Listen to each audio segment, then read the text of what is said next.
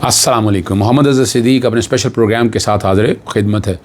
Ali mean Gandapur और उन्होंने field marshal Asim Munir साहब को जो ये बातें बड़ी कह रहे थे, पता नहीं क्या हमारी कोई फ़ौज से लड़ाई, फ़ौज की लड़ाई किसी की नहीं है, पाकिस्तान तहरीक इंसाफ की नहीं है। तो वो अली मीन गंडापुर ने जो बातें की हैं वो आपके सामने मैं शेयर कर देता हूँ, और उन्होंने इमरान खान साहब के हवाले से बड़ी वजाहत के साथ कही हैं। आम इंतखाबात और वोटर का किस तरह मारा गया, उमैर ने बड़ी अच्छी रिपोर्ट पेश की है। 27वीं तरमीम अभी आई नहीं, ये पिंड बचिया नहीं खुदा रहा यार। और हमने ये हैरान कौन बात देखी है कि मुबारक है कि कराची बार एसोसिएशन ने इसका बड़ा बुरा बनाया, और बनाना भी चाहिए इस बात का।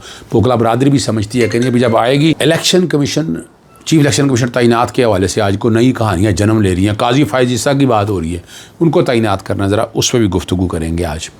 अच्छा, पहली बात जो बड़ी वाज़ेह तौर पर अली मीन गंडापुर ने कि उनके मुताबिक इमरान खान ने उनको फील्ड मार्शल बनने की मुबारकबाद दी है, और उनका कहना है कि सैयद आसिम मुनीर को फील्ड मार्शल बनने की बराद, और उन्होंने कहा ये मुबारकबाद दी और मैं भी मुबारकबाद दूँगा। और उन्होंने कहा जी मैं उनको फील्ड मार्शल कह कर बुलाऊंगा। बात तो देखें वो इस हद तक है कि फील्ड मार्शल नाम आ गया है, वो तो फील्ड मार्शल के हवाले से देखें आपको इस कॉन्टेक्स्ट में वो जो बातें कर रहे हैं उसको इस तरह लेकर चलें। और chief of the army staff भी हैं, वक्ती तौर पर तो मौजूद बात देखें, ऐसी ही हालात और वाक़यात हैं। माजी में जब को याद है बैरिस्टर गौहर ने मुबारकबाद दी थी तो अलीमा खान ने उनको ज़ाती बयान करार दिया था, और अब बात इमरान खान की तरफ से मंसूब की जा रही है। और अलीमा खान ने इमरान खान के जो पैगाम भिजवाया था, जंगल का कानून है, चीफ़ मार्शल की बजाय बादशाह बन जाते तो बेहतर होता। इस बयान से मालूम होता है कि अली मीन गंडापुर शायद अपने तय बात कर रहे हैं, लेकिन ये तो बात बहरहाल इमरान खान से जब लोग मुलाकात होंगे इस बात बयान की वजाहत सामने आ जाएगी। हमें इन बयानात के यानी इन कंट्रोवर्सी में नहीं पड़ना चाहिए। मेरा नुक्ता नज़र बड़ा वाज़ेह है, लार्जर इंटरेस्ट की बात करनी चाहिए, बड़े इश्यूज़ पे बात करनी चाहिए, और उन इश्यूज़ को उस कॉन्टेक्स्ट के हवाले से देखना चाहिए। मैं फिर बताता चलूँ, उनको उस इशू के कॉन्टेक्स्ट में बात करनी चाहिए। आपको उस तरह देखना चाहिए कि हालात क्या हैं और वाक़यात क्या हैं, ताकि आप समझ सकें कि बात और वाक़यात किस सिमत की तरफ जा रहे हैं। हमें ये छोटी छोटी चीज़ों की तरफ जाके लार्जर देखें। एक बात बड़ा फोकस आपका क्या होना चाहिए, एहतजाज कैसे करना, इमरान खान को बाहर कैसे लेके आना है, इन छोटी छोटी चीज़ों की तरफ देखिए। जंग जो जीती है इंडिया से वो पूरी कौम ने जीती है, और सोशल मीडिया पे पीटीआई के वॉरियर्स ने जीती है। जिस तरह खुल के आए, जिस तरह सामने आए, जिस तरह वो लड़े, ये मानना पड़ेगा आपको कि सोशल मीडिया के वॉरियर कौन थे, वो पाकिस्तान तहरीक इंसाफ के थे। और VPN पे पाबंदी आपने लगाई, और फिर आप जब इंटरनेट पे पाबंदी आपने हटाई और ट्विटर का बैन आपने छोड़ा, और उसके बाद रिज़ल्ट देख लें, आपके पास ऐसे रिज़ल्ट हैं जो आप खुद हैरान होंगे कि कमाल के रिज़ल्ट दिए हैं। यही एक फ़र्क है जिसको समझना बहुत ज़रूरी है।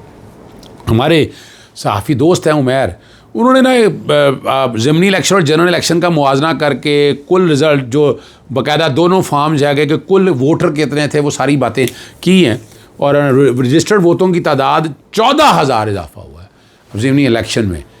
अब कैसे हुआ, क्यों हुआ, किस तरह ऐड हुए, और ये कब हुए, किस वक्त ये वोट रजिस्टर्ड हुए, ये कोई डाटा नहीं है। और पाकिस्तान तहरीक इंसाफ के लोग कहते हैं हमें तो पता ही कुछ नहीं है कि ये वोटर ऐड हुए हैं, लिस्टें नहीं हैं, कोई लिस्टें बाद में ऐड की हैं। ये इस तरह की बातें सारी जो है ना, वो सारी वक्त के साथ साथ आप समझते रहते हैं। यानी आपको अगर समझना हो इन चीज़ों को तो आप बड़ी आसानी से आप चीज़ों को समझ सकते हैं, और कोई मुश्किल काम नहीं है, समझिए, आपको बड़ी आसानी से बात आएगी। और बात बड़ी वाज़ेह है, अमूमी तौर पर इलेक्शन कमीशन जो है ना पब्लिक अनाउंसमेंट करता है नए वोट रजिस्टर्ड करने के हवाले से, ये बातें सारी सामने आती रही। अभी तक तो ऐसी चीज़ सामने मेरे भी नहीं आ सकी है।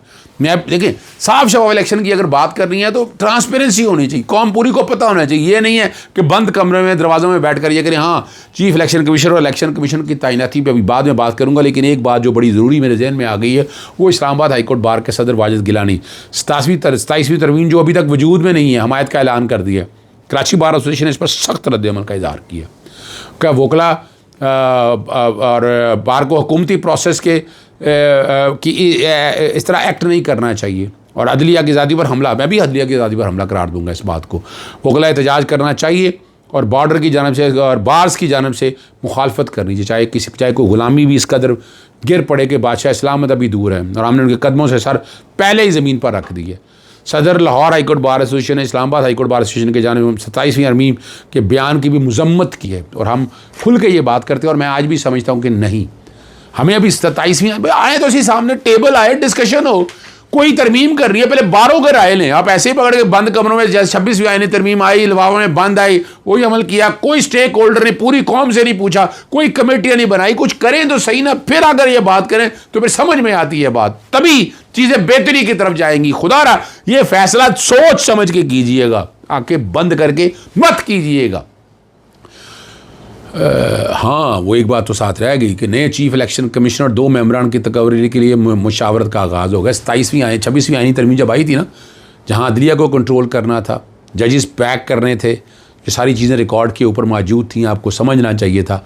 और वो ये सारी चीज़ें आप देखते आए हैं। चीफ इलेक्शन कमिश्नर 2 मेंबरान की तकरीरी के लिए मुशावरत का अगर आगाज़ हुआ है तो आप 27वीं में समझे ना, एक तो जजेस पैक करने के वाले से बात, जजेस तैनात कैसे करने हैं, अदालतों को कंट्रोल कैसे करना है, निकालना कैसे है। तो दूसरी तरफ जिससे तवज्जो ही कोई नहीं दे रहे थे कि वो ताहयात election commissioner, chief election commissioner जो आ गया है, जब तक मरेगा नहीं या जब तक वो नया तैनात नहीं हो, वो बैठा रहेगा। यानी वो जो मुद्दत म्याद वाला कॉन्सेप्ट ही ख़त्म कर दिया पकड़ के।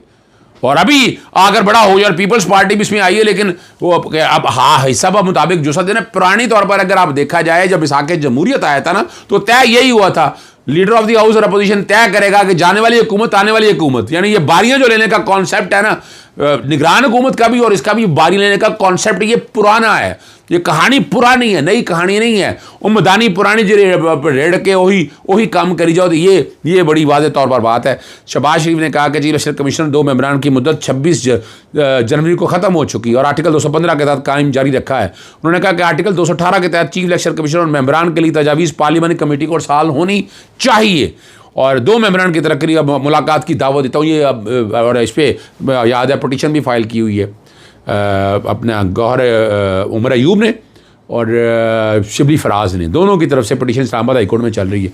कुछ नहीं हुआ उसमें, कुछ नहीं हुआ, रिकॉर्ड के ऊपर मौजूद है। कौमी असम्बली में अपोजिशन लीडर उमर अयूब ने स्पीकर कौमी असम्बली को ख़त लिखकर अपने खिलाफ रेफरेंस स्पीकर के फैसले की तफसीलात मांग ली।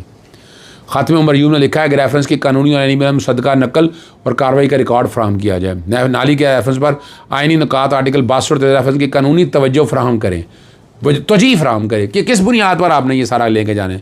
और उमर अयूब ने स्पीकर से भी रेफरेंस की मुसद्दका कापी और शवाहिद मुहैया करने का मुतालबा करते हुए नोटिस और वजाहत का मौका फराहम करने की तफसीलात फराहम की जाए। आर्टिकल 63(2) के तहत स्पीकर के सवाबदेही नज़ीरें भी दी जाएँ। उमर अयूब पर इल्ज़ाम है कि उन्होंने गोशवारा में, यानी ये बात बड़ी वाज़ेह है, अब तो 62(1) है नहीं है, तो इलेक्शन कमीशन के पास कहाँ से ये इख्तियार आ गया। ये इमरान खान साहब के तोशाखाना के केस में भी उन्होंने किया और मैं पहले दिन से ये बात कर रहा हूँ। लार्जर बेंच ये मामला देख रहा है लेकिन उसको उस एंगल से नहीं देखा और उमर अयूब को डीसीट करने की कोशिश के हवाले से अतर काज़मी हमारे दोस्त हैं, उन्होंने कहा था कि शायद हुकूमत को राजा रियाज जैसा अपोजिशन लीडर चाहिए। हुकूमत दो दोस्त आइन और कानून की बात ऐसे करते हैं जैसे नॉर्वे में होती है, लेकिन उनकी ख्वाहिशात किसी अफ्रीकी मुल्क युगांडा की मिसाल उन्होंने दी थी और अच्छी बात की आमरे जैसी। और आपने पाकिस्तान तहरीक इंसाफ को छतें दीवारें तोड़ दी हैं, कितने लोग छोड़कर चले गए। यानी इतना कुछ करने के बावजूद यहाँ पर अगर आएँ और क्या हाल हो रहा है। शाकिर रवान ने जो एक बात कही, दोस्त हैं वो, उस पर जिक्र करना ज़रूरी है कि जो पहले भी अगवा किए जा चुके हैं, फस्तायत का शिकार रहे हैं, उन्हें फिर तंग किया जा रहा है। उन्होंने खदशा जाहिर किया कि उनके खिलाफ क्रैकडाउन होने जा रहा है। मेरी बात हुई थी शाकिर रवान से, मुझे खुद उसने बताया, मैंने कहा जी आप FIR की डिटेलें लें, बताया यही कि आप फ़ोन आया कोई FIR हो गई है। तो इंशाल्लाह शाकिर के साथ खड़े हैं, अगर पकड़ेंगे उससे पहले हर जगह उनके साथ जाएंगे, अल्लाह उनको सलामत रखे।